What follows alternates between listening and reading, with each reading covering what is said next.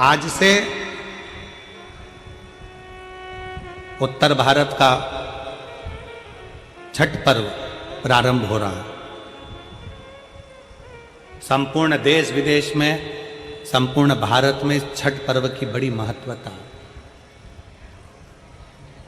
दुनिया के सारे व्रत 12 घंटे, 13 घंटे, 14 घंटे, 15 घंटे, 18 घंटे, 20 घंटे, 24 घंटे के होते हैं, पर भारत की भूमि का, सूर्य की उपासना का, षष्ठी माता की, छठ माता की उपासना का ये छठ पर्व 36 घंटे का व्रत होता है। 36 घंटे का व्रत होता है।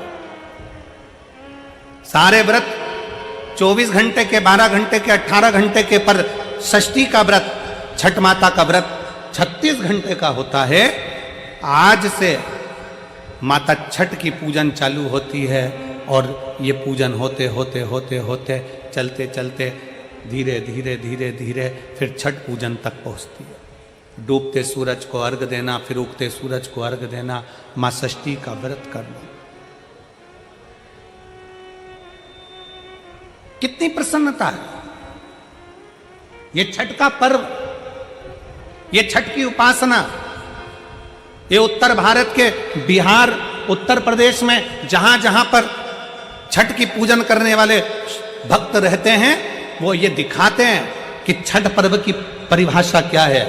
हम अपना दुकान, मकान, काम, व्यापार, पूरा शहर छोड़कर हम छठ मनाने के लिए ट्रेनों में बैठकर, बसों में बैठकर अपने गांव चले जाते हैं। हम अपनी एकता का प्रतीक देते हैं कि हमारा छठ पर्व हमें एकता सिखाता है। हमारा छठ पर्व हमें एकता सिखाता है। मैं संपूर्ण देश के, भारत की भूमि के संपूर्ण सनातनियों को और सभी सनातन धर्मियों को खूब प्रेम से छठ पर्व की बहुत बहुत बधाई देता हूं, जो आज से प्रारंभ हो रहा है और जिस पर्व की पूजन उत्तर भारतीय बड़े प्रेम से करते हैं। बहुत बहुत सारे। हमें एकजुटता दिखाना। मेरे शंकर भगवान अपनी गोदी में कार्तिकेय जी को रखे हैं, मेरे शंकर भगवान अपनी गोदी में स्वयं श्री गणेश जी को रखे हैं, मेरे शंकर भगवान अपनी गोदी में अशोक सुंदरी को रखे हैं, मेरे शंकर भगवान अपने तन पर अपनी 5 बेटियों को भी धारण कर कर रखे हैं, जया, विषहरा, शामली बारी, दौतली, देव। मेरे शंकर भगवान अपने गले में वासुकी नाग को धारण कर कर रखे हैं। मेरे शंकर भगवान जिस चंद्र को दक्ष प्रजापति ने श्राप दे दिया था, काया का रोग हो गया था, उस चंद्र को अपने मस्तक पर धारण कर कर रखे हैं। मेरे शंकर भगवान स्वयं माता जगत जननी जगदम्बा को अपने नजदीक में बिठा कर रखे हैं। मेरे शंकर भगवान धर्म रूपी बेल को अपने पास में रखे हैं। मेरे शंकर भगवान अपने संपूर्ण परिवार को अगर देखेंगे तो सबको जोड़कर एकजुट होकर शंकर भगवान ये दिखाते हैं कि अगर आप एकजुट होकर रहोगे तो दुनिया में किसी की सामर्थ्यता नहीं है कि तुम्हारा बाल बांका कर ले। तुम्हारी एकजुटता होना चाहिए। उसको धन्यवाद कहो। शंकर का संवाद करा, शिव तत्व करा।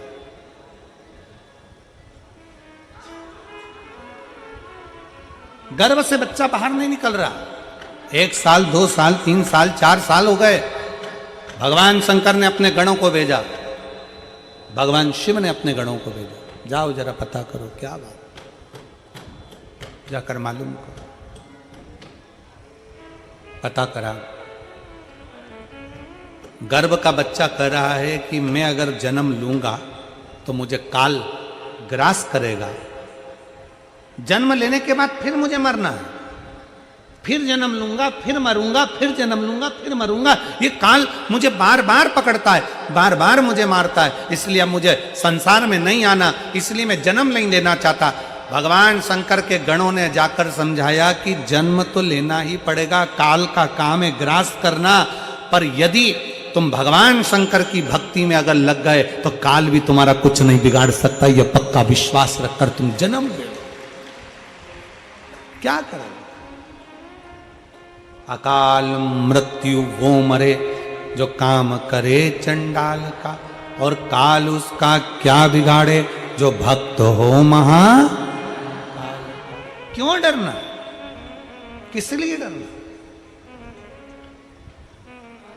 शिव पर भरोसा करो और जन्म लो। शंकर पर भरोसा कर कर बच्चे ने जन्म लिया, काल कहीं मुझे ग्रास ना कर जाए तो भय लगा, काल कहीं ग्रास ना कर जाए तो भय लगा, और उस बच्चे का नाम उसके पिताजी ने कालभीति रख दिया। क्या नाम रखा है? कालभीति। नाम रख दिया कालभीति। धीरे धीरे बच्चा बड़ा हो गया, तीर्थ की यात्रा के लिए निकल गया। तीर्थ यात्रा कर कर आया तो एक बेलपत्री के वृक्ष के नीचे बैठ गया। बेलपत्री के वृक्ष के नीचे बैठकर उसने भगवान शंकर के एक शिवलिंग का निर्माण कर कर उसकी पूजन करना प्रारंभ कर दिया। बेलपत्र के वृक्ष के नीचे बैठा।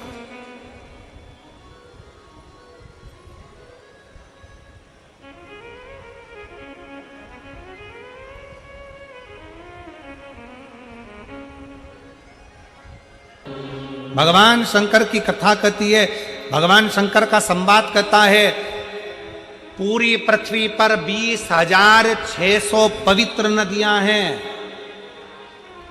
पूरे संसार में भारत की भूमि पर, पूरी पृथ्वी पर 20,600 पवित्र नदियां हैं। आप में से कितनी माताएं बैठी हैं, कितने भाई बैठे हैं, कितनी जीजियां, कितने जीजा, कितने बेटियां, कितने बेटे बैठे हैं जिन्होंने 20,600 पवित्र नदी का स्नान करा? 20,600 नदी का स्नान जिसने करा, किसी ने करा? नहीं। कोई हमसे पूछे तो हम भी मना कर दे। अजब।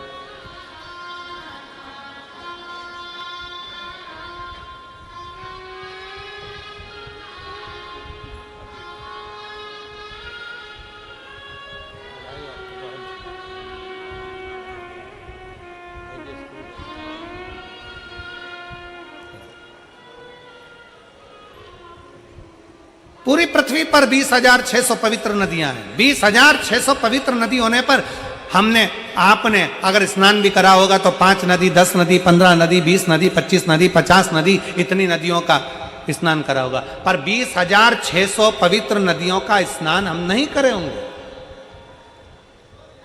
और हो सकता है फरीदाबाद की जीजियों ने कर लिया हो तो बात दूसरी।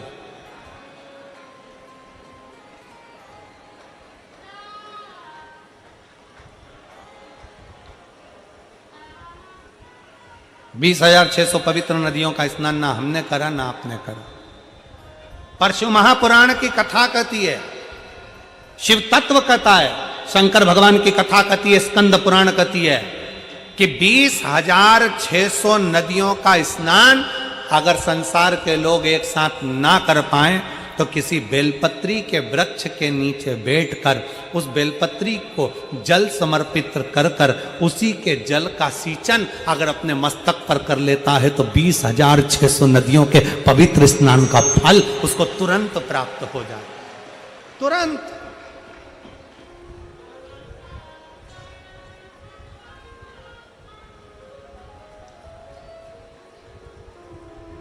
अब कोई हमसे पूछे कि तुमने 20,600 नदियों का स्नान करा है तो हम कह देंगे हाँ हमने करा है। और आप में भी कई जीजियां बैठी हैं, कई जीजा बैठे हैं जो बेलपत्री के पेड़ के नीचे जल चढ़ाने गए होंगे। बोलो बोलो कौन कौन गया है? जरा गए हो ना? तो अब तुमसे कोई कहे ना कि तुमने 20,600 नदियां हैं भारत की भूमि पर, 20,600 पवित्र नदियां हैं भारत की भूमि पर, तुमने उसमें स्नान करा? तो बिल्कुल छाती ठोक कर कहना हाँ हमने 20,600 नदियों का स्नान करा है। कब करा? तो कहना बेलपत्री के वृक्ष के नीचे जल चढ़ाया, उसी जल को अपने ऊपर छींट लिया, मतलब 20,600 नदियों का स्नान हमारा उसी पल उसी घड़ हो गया, उसी घड़ी हो गया।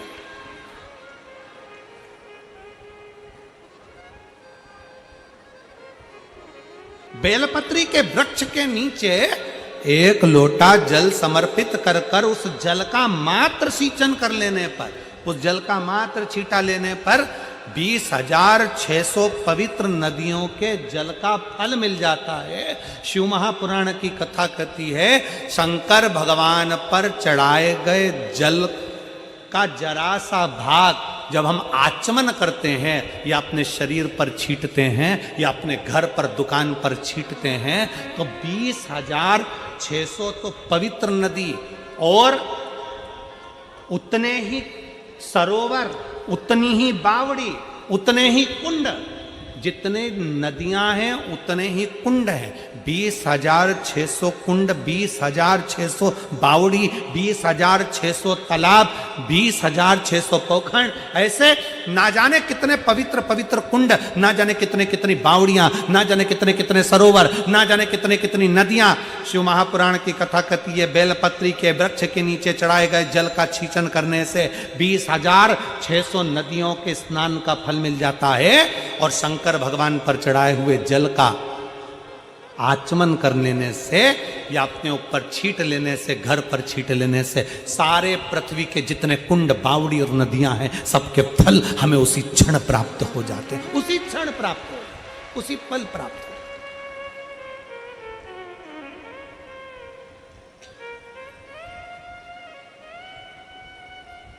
इसीलिए कहते हैं सारे तीर्थ धाम आपके चरणों में, हे भोलेनाथ प्रणाम आपके चरणों। सारे तीर्थ धाम आपके चरणों में, हे भोलेनाथ प्रणाम आपके चरणों। सारे तीर्थ, सारे पुण्य मेरे शंकर के पास है। 33 कोटि देवता शिव के पास।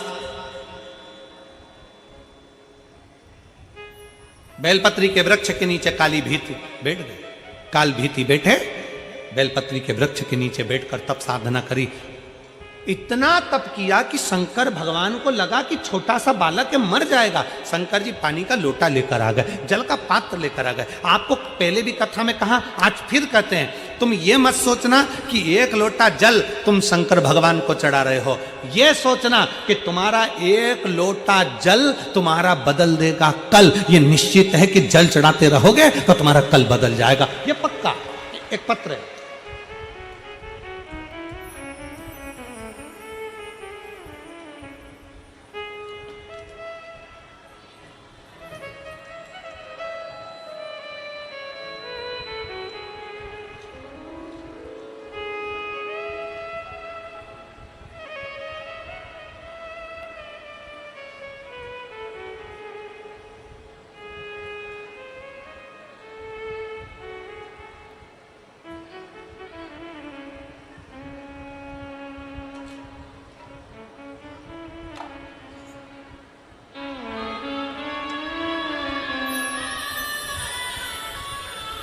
मेरा नाम निधि युग है। मेरा नाम निधि युग है। पति का नाम सुमित निधि चुग है और पति का नाम सुमित चुग है। मैं मालवीय नगर दिल्ली की निवासी हूँ। कहीं बैठी हो तो आ सकती हैं, अगर बैठी हो तो हाथ हिला सकती हैं। अगर कहीं बैठी हो तो हाथ हिलाएं, और अगर आई हो तो व्यासपीठ के पास में बेलपत्र लेने के लिए आए।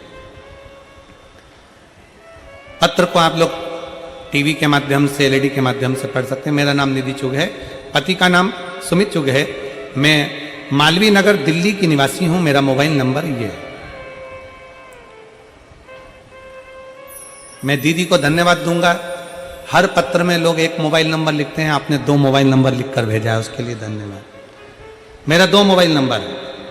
मैं भोले बाबा का क्या वर्णन करूं गुरुदेव। मेरी एक 6 साल की बेटी है जिसका नाम दिव्यांशी चुग है,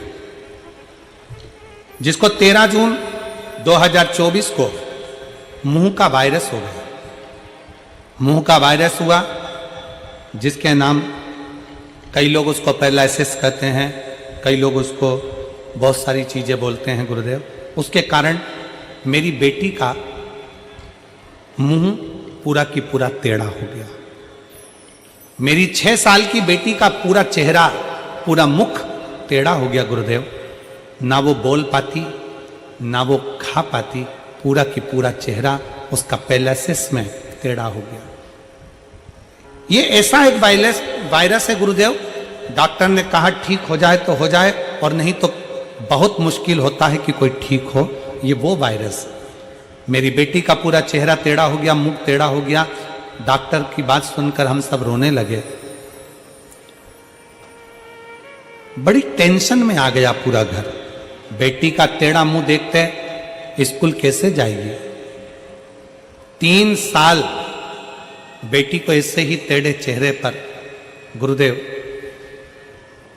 3 साल से आपकी कथा सुन रही हूं और टेढ़ा चेहरा देखकर बेटी को बड़ा दुख होता कि ये क्या करेगी। 13 जून 2024 को ये घटना हुई। हम उसको सारे डॉक्टरों को दिखा दिए पर उसका चेहरा ठीक नहीं हो रहा। पूरा होम्योपैथिक आयुर्वेदिक सारा इलाज करवा लिया पर चेहरा टेढ़ा ठीक नहीं हो रहा। अब करें तो करें क्या। तब किसी ने कहा, टीवी पर कथा आती है, आस्था चैनल पर शिव महापुराण की कथा आती है, अब सुनो। हमने आसन लगाकर हमारी बेटी को बिठाया, कथा सुनाना प्रारंभ करा और शंकर भगवान पर चढ़ा हुआ जल हमारी बेटी के चेहरे पर लगाना प्रारंभ करा। बेलपत्री बेटी को खिलाना प्रारंभ करी, बाबा का नाम स्मरण करना प्रारंभ करा। बेटी को श्री शिवाय नमस्तुभ्यम लिखकर दे दिया। वो धीरे धीरे मुख से बोलती। रोज शंकर जी पे चढ़ा हुआ जल हम हमारी बेटी के स्नान में भी लगा देते, उसके पूरे शरीर पर लगा देते, उसके स्नान की बाल्टी में डाल देते, पानी से नहला देते। आज मैं बेटी को लेकर यहाँ आई, बाबा ने ऐसी कृपा कर दी गुरुदेव कि डॉक्टर तो मना करे थे पर मेरी बेटी का पूरा चेहरा ठीक कर दिया बाबा ने। मैं बाबा को यहाँ धन्यवाद देने के लिए आई, मैं शिव को प्रणाम करने के लिए, मैं शंकर को प्रणाम करने के लिए। भगवान नारायण करे 4 भगत भूखे, ब्रह्मा जी करे 4 भक्त भूखे। शंकर भगवान मुस्कुरा दे, शिव मुस्कुरा दे, शंकर मुस्कुरा। ये जिंदगी का सबसे सुंदर पल होता है, पत्नी चिढ़कर बोले और पति मुस्कुराकर उत्तर दे दे। पति चिढ़कर बोले, पत्नी मुस्कुराकर उत्तर दे दे। सास चिढ़कर बोले, बहू मुस्कुराकर उत्तर दे दे। बहू चिढ़कर बोले, सास मुस्कुराकर उत्तर दे दे। माता पिता चिढ़कर बोले, बच्चे मुस्कुराकर उत्तर दे दें। बच्चे चिढ़कर बोले, माता पिता मुस्कुराकर उत्तर दे दें। तो समझ लेना कि जिंदगी की सारी जीत तुमने हासिल कर ली, सारी जीत। आज के जमाने में सब कुछ है, बड़ी बड़ी नौकरी कर रहे हैं, बड़े बड़े पद पर बैठे हैं, बड़ी बड़ी प्रतिष्ठा पाकर बैठे हैं, बड़े बड़े संत बनकर बैठ गए, साधु बनकर बैठ गए, तपस्वी बनकर बैठ गए, बड़े बड़े महात्मा संत सब बनना सरल है। बड़ी सन्यासी बन सकते हो, तपस्वी बन सकते हो, साधु बन सकते हो, बड़े कथाकार बन सकते हो, बड़े बड़े मिनिस्टर पद पर जाकर बैठ सकते हो, बड़े बड़े मंत्री बनकर बैठ सकते हो, बड़े बड़े अधिकारी बनकर बैठ सकते हो। आज के जमाने में सब संभव है पर एक चीज संभव नहीं है। आज के जमाने में एक चीज संभव नहीं है, वो है सहनशीलता। आज के जमाने में एक चीज संभव नहीं है, सहनशीलता। पति ने कुछ बोला, पत्नी सह नहीं सकती। पत्नी ने बोला, पति सहनशील नहीं है। बच्चों ने कहा, माँ बाप सहनशील नहीं है। माँ बाप बोले, बच्चे सहनशील नहीं है। सास ने बोला, बहू सहनशील नहीं है। बहू ने बोला, सास सहनशील नहीं है। कोई सहता नहीं है। कोई ने बोला, हटकर जवाब दिया, पलटकर जवाब दिया, कुछ ना कुछ भेदभाव ले लिया। सहनशीलता हमारे भीतर से चली गई और जब सहनशीलता चली जाती है तो व्यक्ति धीरे धीरे क्रोध करना प्रारंभ करता है, चिड़चिड़ होना प्रारंभ करता है और एक दिन व्यक्ति अपने शरीर को ही बर्बाद कर कर एक दिन रस्सी पर टंग जाता, कहीं मर जाता, सह नहीं पाता। सहनशीलता चली।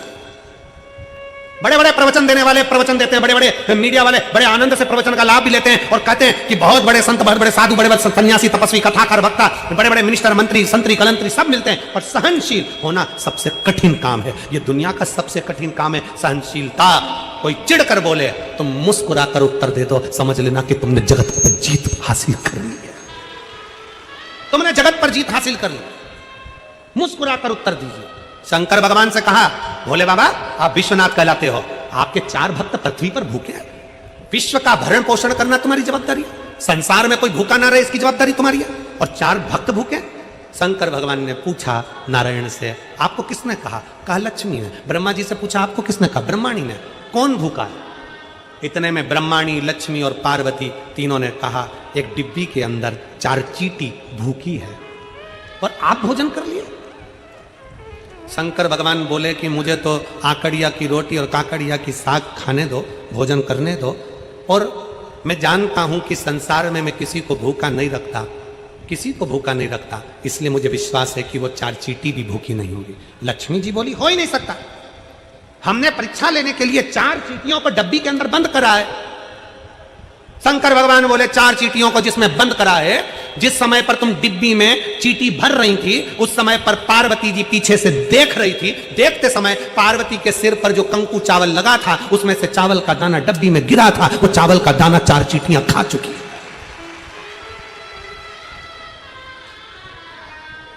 वो डब्बी में चावल का दाना, कंकु का चावल का दाना, रोली का चावल का दाना उस डब्बी में गिरा था।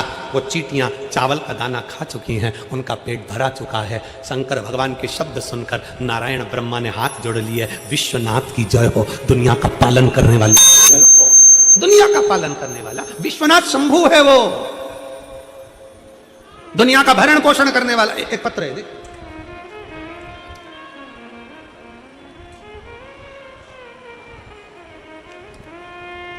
इस पत्र को जरा टीवी वाले भी अच्छे से पढ़ना, जितने लोग आस्था चैनल पर हैं, जरा ध्यान लगाकर। मेरा नाम संजना है, मेरे पति का नाम राकेश कुमार है।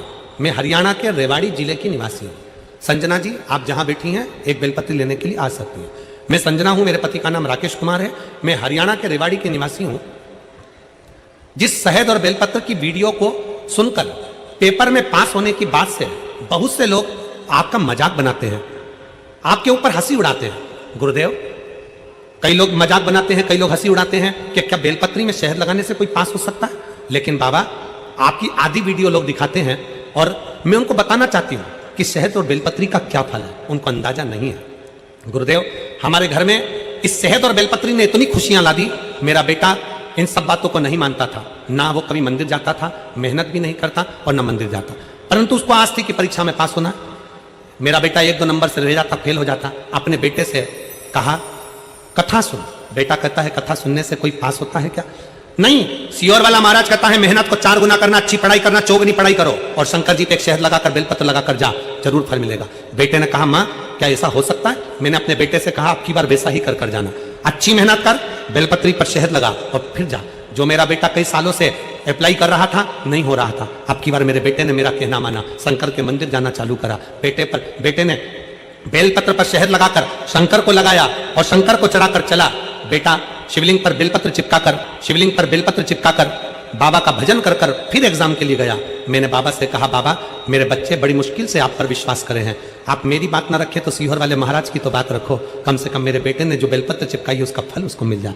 हमने बाबा कई बार बेटे ने प्रयास करा पर नहीं हुआ। आज मेरे बाबा ने ऐसी कृपा कर दी कि मेरे बच्चों को मेरे बाबा ने सरकारी नौकरी दे दी। गुरुदेव, रेवाड़ी की कथा श्रवण करी, बाबा से विनय करा और बाबा ने ऐसी कृपा कर दी कि मेरे बच्चे को सरकारी नौकरी दे दी और आज मेरा बेटा बाबा की कृपा से हरियाणा पुलिस में नौकरी कर रहा है। और बाबा, मेरा छोटी बेटी जो कि नीट की परीक्षा दे रही थी, बाबा की कृपा से वो भी नीट की परीक्षा में पास हो गई। ये बेलपत्री और शहद है, ये शिव तत्व है, ये शंकर, ये ओघड़ी है।